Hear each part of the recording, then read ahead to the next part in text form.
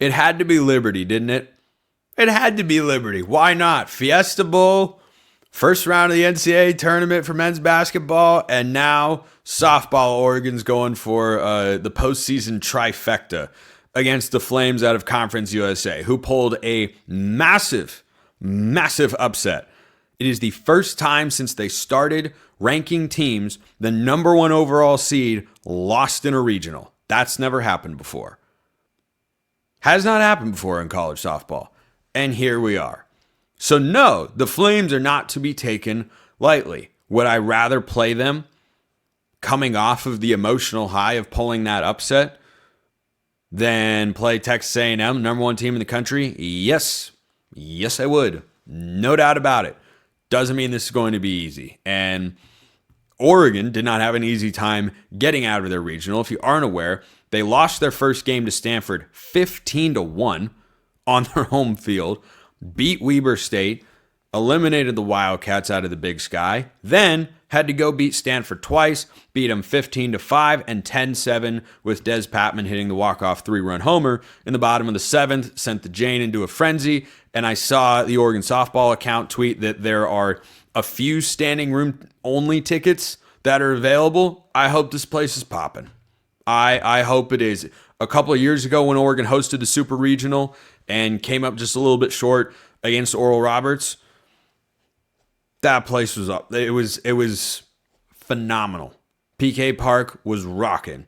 I hope it is all weekend. This Oregon team is really good. They have been all year. They got way underseeded coming into this NCAA tournament. They were a top 5 team at the end of the year. They got upset in round 1 of the Big Ten tournament, and they fell down to a number 16 seed. Like, they almost weren't hosting a regional. It was crazy. Absolutely, positively crazy. But they're in this position. 2 things that have to happen for Oregon to advance. Number 1, hit a home run. This stat is almost too crazy to believe, but is 100% real. When Oregon hits a home run in any game this year, any game, and this is not, an offensively driven team or a pitching driven team, like, this is a very balanced Oregon roster. They have got elite arms. They have got a bunch of high-end bats. They can hit for average. They can hit for power. They're deep up and down the lineup. When Oregon hits a home run this year, they're 41-0. When they don't, they're 10-8. There's a team that has won over 50 games. So is Liberty, by the way. The Flames have also won over 50 games and can really swing the bat. I'll get to that more in just a moment. But it's not like there's, a mythical aura. I bet the players don't even know that they're 41-0 when they hit a home run this year. What it generally means, though, is, number 1, those home runs are often coming with runners on base. Number 2, offense can be contagious. Hitting can be contagious. So one player hits one, maybe you're hitting 2 or 3 more. And then if you get some good pitching on the back end, when someone like Stacey Chambers steps up like she did, who had barely been used this season, she made just her 14th appearance of the year, went 4 innings against Stanford. I mean, she was brilliant. Absolutely, positively brilliant.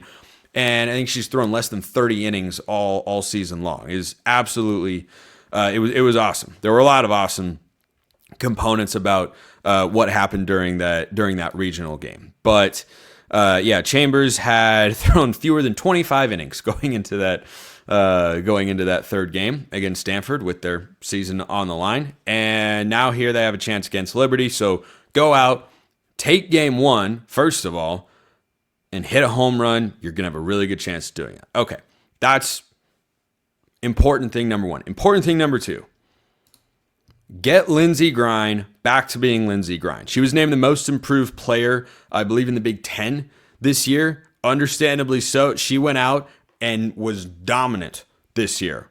Over 160 innings, an ERA under 3. Like, her ERA 2.15.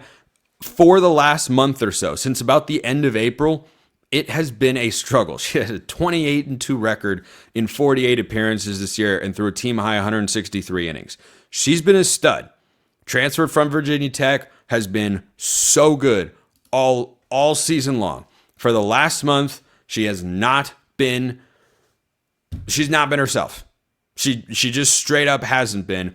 And in the regional against Stanford, she was not. And yeah, there was an error by her catcher that would have ended the inning. It didn't. And then she gave up the grand slam. But your ace is not typically working with that thin of a margin where one play like that leads to a disastrous inning. So if Oregon does those two things, leave the yard and get Lyndsey Grein back to giving you quality innings and going 4 or 5 and giving up 3 runs or fewer, I think that's going to be more than enough. Because Oregon, on paper, is the more talented team. So is Texas A&M. And the staff becomes even more important when you look at this Liberty lineup and how they were able to knock off the Aggies, which is literally one of the biggest upsets in recent memory. And for college softball, they can hit the ball. They have got 5 girls hitting 330 or above. And against Texas A&M, they won 8-5. They lost 14-11 in 8 innings and won 6-5. So they averaged over 8 runs a game against the number 1 team in the country. Now, the pitching staff wasn't lights out in that series. It did enough, of course, for them to get the win. But at home, I feel solid about Oregon's bats going up against the Liberty staff, just based on how they performed against Texas A&M. And just in general, it's hard to not like this Oregon lineup with just the amount of speed. They just put so much pressure on a team and on defense with what they do on the base paths. So I think that if they are able to go out and hold Liberty to 5 runs a game or fewer, I think Oregon's going to be in a really good spot because I trust the bats to come through. If you start to get into a shootout, that's where Liberty can sneak up on you, just like they did Texas A&M. But the biggest thing is Liberty won game 1. And when you're the favorite in a series like this, Texas A&M just learned that. When you lose game 1, boy, you feel a new sense of urgency. And Oregon just had that, of course, in the regional last weekend. But you can't let them go out and win game 1. So if Oregon loses game 1, do I feel like they're incapable of winning their next 2? Nope, absolutely not. But you got to put the pressure, do everything you can to put the pressure, which on paper coming into this game is squarely on Oregon, put the pressure in the other dugout. Put the pressure on them to keep up with your bats. Put the pressure on them with the speed on the base pass. Put the pressure on them to try and come back and win 2 games in a row on the road. Jump on them early, jump on them often. You get off to a strong start. Oregon can win the first 2 games. They could lose the first 2 games. But I can't wait to watch. It's going to be really, really fun. Appreciate everyone listening. I will see you next time. Until then, hope you have a wonderful rest of your day, and go Ducks.